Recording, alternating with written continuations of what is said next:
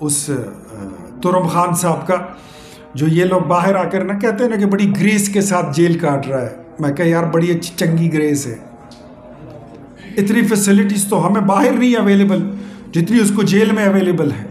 5 लाख रुपए का खर्चा, पता नहीं कितनी मुर्गियाँ खा जाता है। इतने तो शायद अमेज़ोन के गीदड़ भी ना खाते जाते हो जितने मुर्गे ये खा जाते हैं एक दिन में। पता नहीं क्या है क्या नहीं है। हाँ, ये अब देखना पड़ेगा कि इसमें सरकारी खर्चा कितना है और ये बाहर का खर्चा इसमें कहाँ से आता है, कौन कर रहा है, हम इसको अभी डिग आउट करेंगे। ये आपने अच्छा पॉइंट उठाया। साहब ये बताइएगा कि आप कह रहे हैं कि उनके साथ उठना बैठना पीटीआई के साथ ये भी मयूब होगा, और मुज़ाकरात के हवाले से क्या कहेंगे जो हुकूमत करने जा रही है? अब मैं सोशली बात कर रहा हूँ, आप पार्लियामेंट का सवाल उठा रहे हैं। मैंने माशरती बात की कि पॉलिटिकल पार्टी ये अभी तक बन नहीं चुके। इनके लीडर को